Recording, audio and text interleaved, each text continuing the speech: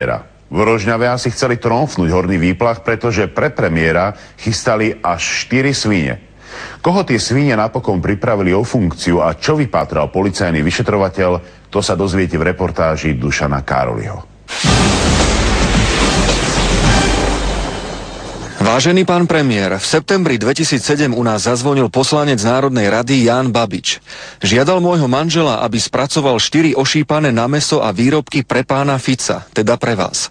Kvôli chorobe to manžel odmietol, preto sa vám ospravedlňujeme.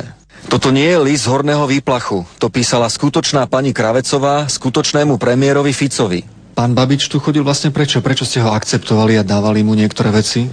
No tak bol nadriadený mojej dcére a nechceli sme dcére ubližiť, tak z toho dôvodu.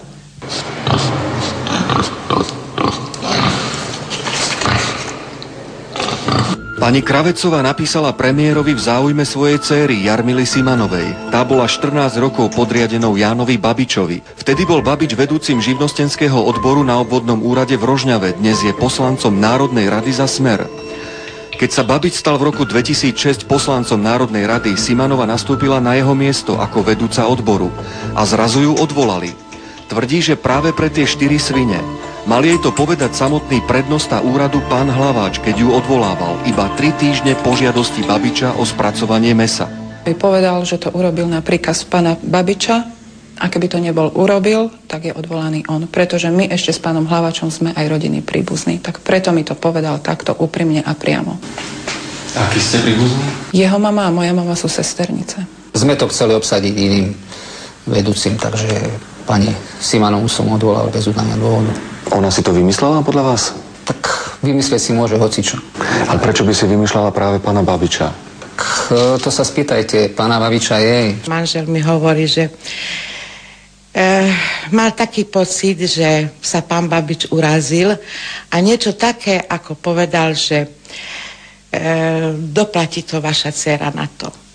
Pán Babič sa s nami nechcel stretnúť osobne, ale odmieta, že vyvíjal tlak na prednostu úradu, aby odvolal Simanovu a tiež odmieta historku o 4 ošípaných. Tie ošípané, to je podľa vás totálny nezmysel? Celú túto stratégiu rozohráva určitý pán, ktorý rozumieť, dokáže robiť všetko možné, ktorý dokáže robiť divy. A prečo ho nechcete menovať?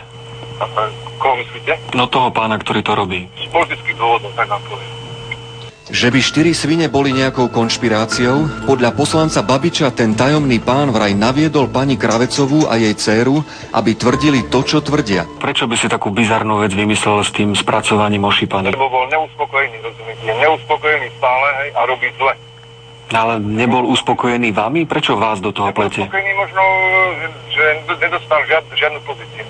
No, veľmi sme nezmudreli ani z tejto odpovede pána poslanca. Zaujímavé je, že téme svíň sa vyhol aj premiér Fico. Tlačového odboru úradu vlády sme sa opýtali, či je pravdou, že pán Babič nosieval z Rožňavy pre premiéra, hoci aj na stranícke akcie, nejaké mäsové výrobky. Odpoveď žiadna. Keď chodil, tak čo vždy povedal? Potrebujem to a to, pre koho? On stále hovorí, že potrebuje do Bratislavy veci, ktoré berie od nás, nikdy nie pre seba. Tak povedal. Ale v tom septembri 2007, keď bol u nich posledný krát, spomínal konkrétne premiéra, preto písala list priamo Ficovi. Jej dcéra sa o pol roka prihlásila do výberového konania na miesto vedúcej odboru Všeobecnej vnútornej správy a uspela. Ale veľmi rýchlo narazila na čudné okolnosti okolo jedného podriadeného. Chodil do zamestnania, vykonával si svoje pracovné povinnosti, ale nezapisoval sa do dochádzky. A mňa ako vedúcu odboru novú sa pýtali, prečo on to mohol a oni nie.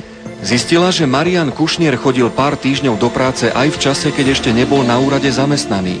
Riešil priestupky občanov, podpisoval spisy, ale všetko v rozpore so zákonom.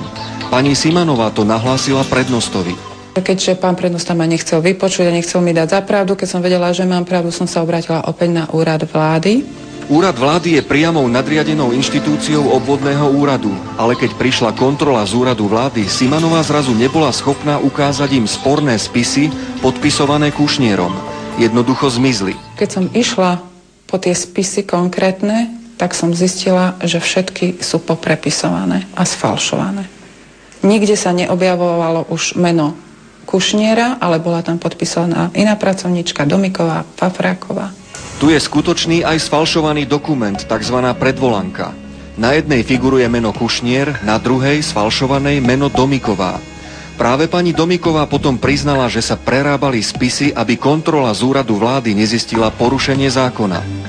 Tak som ju požiadala, aby to dala na papier. Ona to napísala ručne, je to tu, je to podpísané ňou.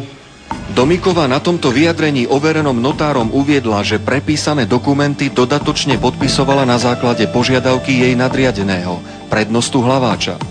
Vraj poslúchla prednostu zo strachu, že stratí zamestnanie. To, že pani Domiková tvrdí, že ste o tom falšovaní vedeli, to je podľa vás nepravda. No určite. A ako je možné, že to dokonca napísala na papier a pred notárom podpísala? Treba sa jej spýtať. A môžeme ju tu zavolať? No. Pani Domiková prišla, ale nechcela hovoriť na kameru. Potvrdila však, že pred podpisovaním falošných spisov informovala o tom prednostu. Myslím, že pani Domiková ani nikto z mojich kolegov nemal na to dôvod, aby tie opravy previedol. Bez toho, že by nedostal nejaký príkaz alebo nejaké také nariadenie na to, aby to urobil.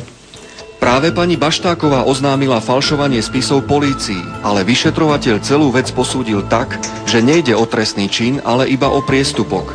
S falšovaním sa takmer nezaoberal. Riešil Kušniera, že pracoval v čase, keď tam nemal čo hľadať.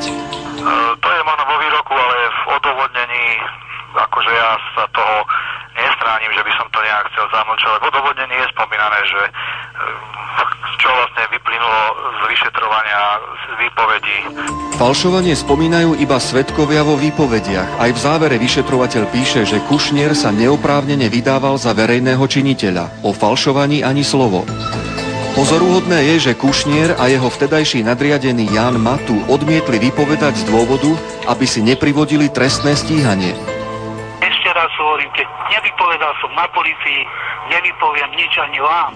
Trochu komické, podľa vyšetrovateľa nešlo o trestný čin, ale dvaja zainteresovaní odmietli vypovedať, aby neboli trestne stíhaní. To znamená, že niečo sa tam mohlo udiať, čo by im to trestné stíhanie mohlo privodiť, nie? Tak to poviem, že už povedal som vám, čo som vám povedala, ďalej ako, že to ako nebudem rozoberať.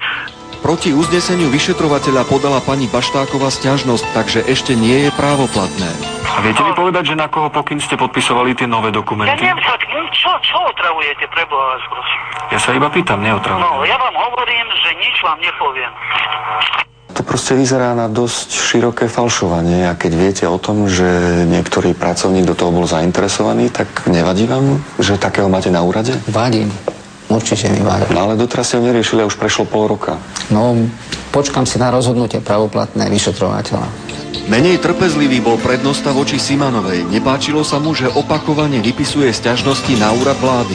Niekoľkokrát navštívil aj mojich rodičov v predajni, kde sa im vyhrážal, že keď neprestanem s tým, takže ma odvolá z funkcie. Vlani v októbri ju naozaj odvolal už druhýkrát bez udania dôvodu, ale aj dovtedy jej dával pocítiť svoju náklonnosť. Ako vedúca odboru som mala osobné hodnotenie 500 korún. Moji podriadení zamestnanci mali od 1000 do 2000 a vyššie. Už tak ako je zbytočné hádzať perly sviniam, tak aj neravno sa zahrávať so sviňami.